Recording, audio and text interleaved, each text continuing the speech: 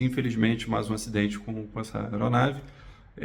Algumas coisas já surgiram a respeito da aeronave, que eles teriam tido alguns alarmes passados a respeito do sistema de pressurização, mas isso é um alarme que pode acontecer com qualquer aeronave, isso não indica muita coisa no momento, mas é parte da investigação, e que o tipo, da maneira que a porta foi arrancada da aeronave, a gente chama de clean cut, quer dizer que a porta foi como se a porta fosse retirada por fora, sem muita danificação da fuselagem e da porta em si.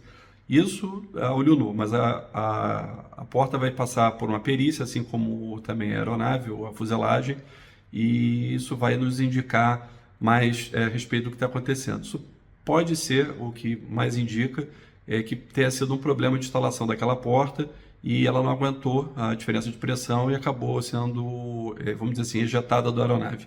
A gente vai ter agora durante a semana mais algumas reuniões, e assim que a gente tiver mais alguma informação eu passo para vocês. A Boeing, o que acontece? Isso foi no final de semana, a hora que abre o mercado financeiro na segunda-feira, loucura, né, com as ações. A Boeing, que é uma empresa de valor de 150 bilhões de dólares, abriu caindo 8%. Isso é muito relevante porque a Boeing é uma empresa muito grande, né? Então essa queda aí de 12 bilhões de valor de mercado logo na abertura mexeu bastante com o mercado e deu o que falar. A gente diz que tem uma máxima, né, nos mercados financeiros, que a gente diz que as ações elas sobem de escada e descem de elevador super rápido, e foi a mesma coisa que aconteceu com a Boeing, porque a Boeing está em recuperação, né? Vocês lembram do que aconteceu já com o Max em 2019 até o final de 2020, que esse avião ficou sem voar, então as ações foram muito penalizadas e a Boeing estava em recuperação, né? Em 2023 essas ações da Boeing começaram sendo negociadas a $200 e fecharam o ano a 260, ou seja, uma valorização aí de 30%. Num dia só, caiu quase que metade de tudo que ela demorou para subir um ano. Não foram só as ações da Boeing, teve uma outra empresa também, que é a empresa que fornece essa porta, né, para o avião, chamada Spirit Aerosystems. Essa empresa também caiu, tem ações abertas no mercado, é uma empresa de capital aberto, caíram 11% na segunda-feira. Falando das empresas nossas aqui brasileiras, a Gol, não aconteceu nada com a Gol, porque a Gol tem o 737 MAX, só que é o 8, não é o modelo 9, ela já pediu o 10, mas não o 9. Então com ela não aconteceu nada, a Gol na segunda-feira subiu quase 3%, nem aí para o que aconteceu para a Boeing. A Copa, já a Copa sim, a Copa tem. A Copa do nosso querido comandante Inheco, que deve estar aí assistindo, tem 21 aeronaves desse modelo. Então, o que aconteceu no começo do dia, na segunda-feira? Todo mundo vendendo ações da Copa, e as ações da Copa caíram ali mais do que 3%, e aí durante o dia elas foram se recuperando, acabaram fechando o dia em alta. Então a Copa também acabou não sentindo aí o impacto que teve esse incidente, que teve um impacto fortíssimo aí na Boeing. Com relação à Airbus, que é o concorrente direto aí da Boeing, esse sim, as ações da Airbus subiram, né, 2,5% e atingiram aí a máxima histórica de valor na Bolsa de Valores. A Airbus, que é uma empresa que tem um valor de mercado de aproximadamente 113 bi, e a Boeing de 150, só na segunda-feira caiu para 135 bilhões. Na terça-feira, a gente está gravando o vídeo na terça-feira, e o impacto já foi mais reduzido. O mercado começou um pouco negativo, e aí as ações da Boeing chegaram a cair até 2%, mas fecharam o dia aí na estabilidade, já no 0 a 0, só ficou ali sentindo um pouco, né, segurando esse impacto que teve na segunda-feira. E aí os investidores se fazendo esse questionamento: será que essa queda foi uma queda muito exagerada ou não? O que vai acontecer realmente agora é que a Boeing novamente sob pressão das empresas, pressão da imprensa, para falar sobre isso, para corrigir, e quem é acionista da Boeing sofre nesse momento. Eu queria começar, o Pescado até fez uma breve descrição bem bacana, e não são todas as empresas que têm esse plug, algumas delas, são poucas, são as que realmente operaram, ou escolheram uma densidade maior de passageiros, como é o caso da Ryanair. Ela tem uma porta ali é uma porta de emergência, porque a densidade ali dos aviões dela é extremamente alta, não tem classe executiva, então o MAX 200, ele possui, inclusive sendo o MAX 8, 200 ele possui essa porta de emergência ali, tá? E o 9 também. E, aliás, eles estão, inclusive, apavorados porque já sabem que vão ter um prejuízo com a permanência desses aviões no chão para fazer essa inspeção. A Ryanair é a maior operadora mundial de 737 e ela já vem sofrendo com as entregas e tal. Mas eu queria falar quem é essa tal de Spirit Aerosystems. Essa é uma empresa que ela pertencia à Boeing, era uma subsidiária da Boeing até o ano de 2005, e a partir de 2005, numa reestruturação que a Boeing fez, ela se separou e ela se tornou uma empresa de capital aberto, porém ainda com indicação do seu board, da sua presidência, feita pela Boeing, era a maior detentora das ações dessa empresa. Essa empresa ela vem passando por algumas dificuldades, ela tinha problemas de fluxo de caixa bastante grandes, inclusive ela no começo do ano passado, ela enfrentou um problema, uma greve dos seus funcionários. É notório, todo mundo sabe que a inflação americana foi bastante alta, coisa que eles não estão acostumados. Nós lidamos bem com isso, a gente já lida com isso há muitos anos, mas eles não estavam acostumados com isso e tiveram uma greve no começo do ano passado por reposição salarial.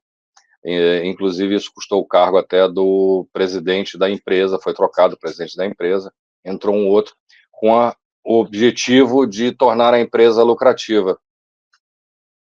Essa empresa já tem algum histórico de problemas sérios de entrega, ela que fabrica em Wichita a fuselagem do 737 MAX inteira, ela fabrica a fuselagem inteira, fabrica algumas peças do 787 e também fabrica peças para Airbus, tanto do 350 quanto do A220.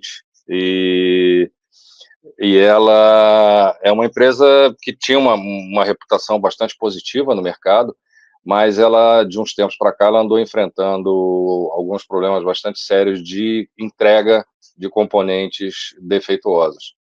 Tem o caso de um painel de pressurização de cauda do 737, que houve vários casos de furação errada, ele chegou lá com os furos nos lugares errados, isso acabou atrasando entregas no fluxo de entrega da Boeing. Teve o problema de encontrarem já ferramentas dentro de compartimentos selados, ou seja, não foi a manutenção da empresa que deixou essa ferramenta, foi no processo de fabricação.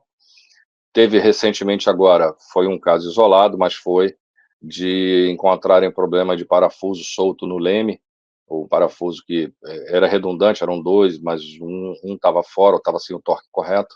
Com relação ao avião da Boeing, eu vou me ater mais na parte técnica e não na parte econômica.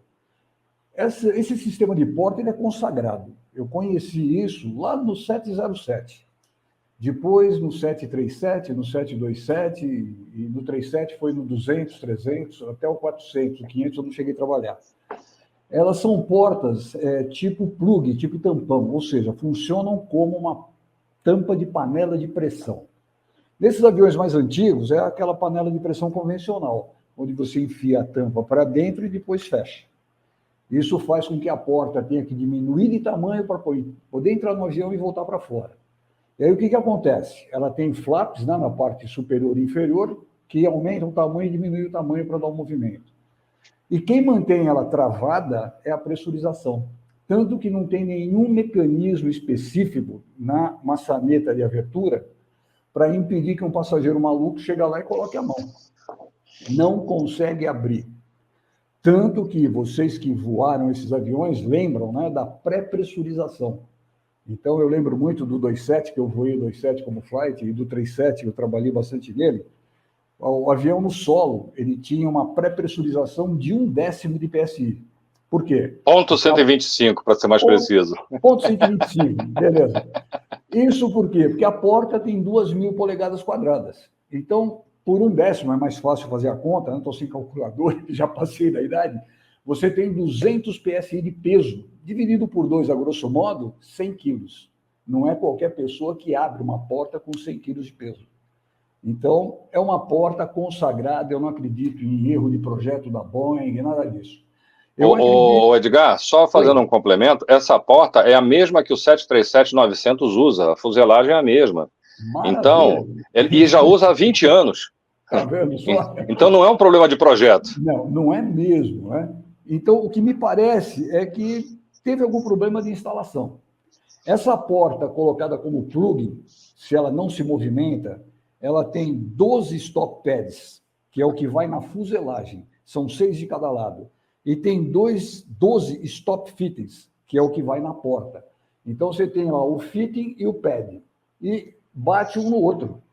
Pô, se eles estiverem devidamente encostados e o avião estiver pressurizado, com um mínimo de pressão, essa porta não sai no lugar de jeito nenhum.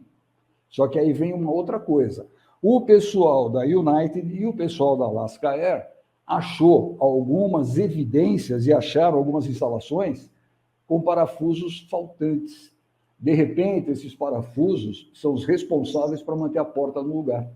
Se ele está fora, o pad pode sair fora do fitting, e aí qualquer pressão faz com que essa porta saia. E detalhe, né?